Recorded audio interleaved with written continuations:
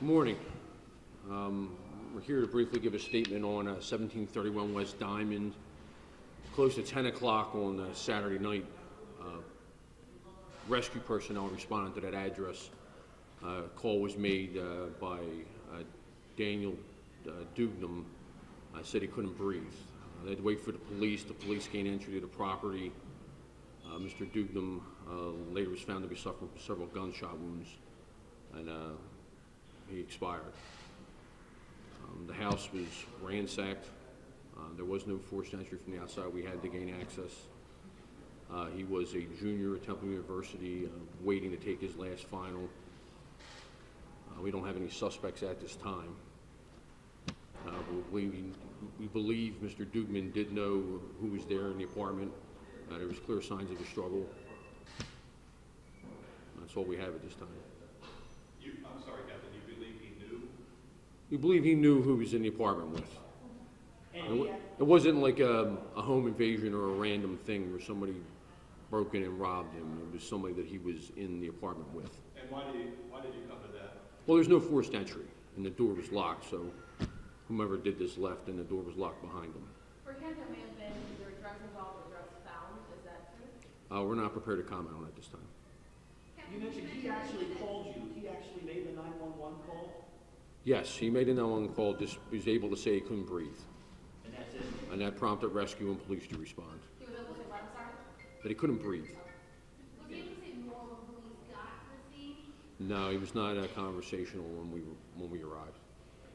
In terms of motive, you said you do believe it was a robbery or not a robbery? We believe it was a robbery, and we believe it was done by someone he knew. Do you know what was taken? We believe there was money taken from the house. Was the suspect armed or was there a Glock nearby? We're not prepared to comment on any other details from inside the house at this time. Is it your sense that there was one person who was involved in this, or? It could have been one, it could have been several. We don't know at this time. And there are a lot of Temple students that live in that neighborhood that are right now, concerned after hearing this kind of incident happening. Anything that you would say to those students and parents who have stood there? Well, you have to look out for each other. Be aware of strangers, be aware of who you're doing business with, be aware of who you're inviting into your apartment. Obviously, whenever you have a situation where the guy knew who was there, money was taken, the place is ransacked, as you alluded to a moment ago, there's always the suspicion that drugs may have been involved in one way or the other. Is there anything you can say on that? Well, we're not prepared to comment on that level of detail for this investigation at this point. Did anyone else live in that apartment? No, he lived there by himself. He didn't have a roommate. Can you talk about where you guys are at in the investigation? What are you looking for right now? Well, we're looking for anyone that might have information on who have done this to contact homicide. And there's a $20,000 reward. So if there's any, there's no shell casings.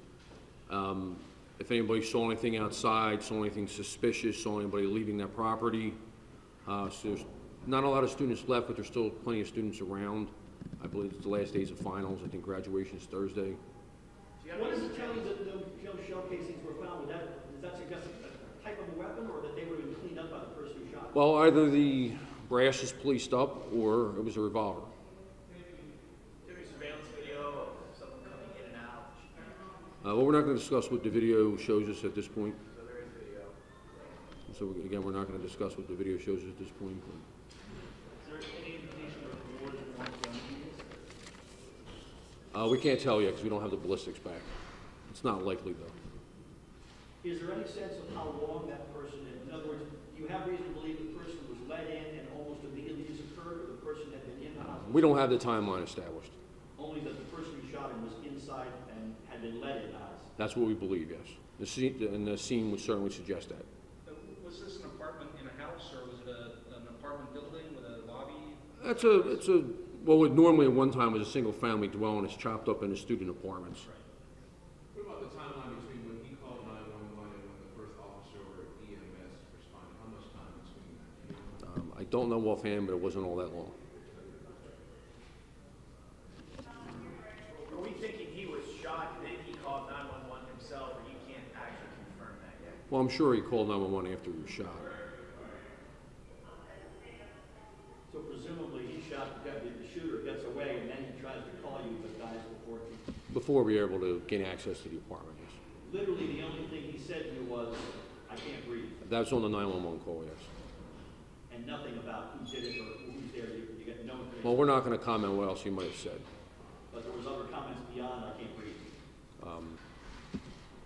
Any history of this kid being involved in anything? Excuse me? Any history of the victim being involved? I know the kid's a good kid. He's from the Lehigh Valley, nice family. It's a terrible tragedy for this to happen to somebody that young, and he has no criminal history. So, thank you very much.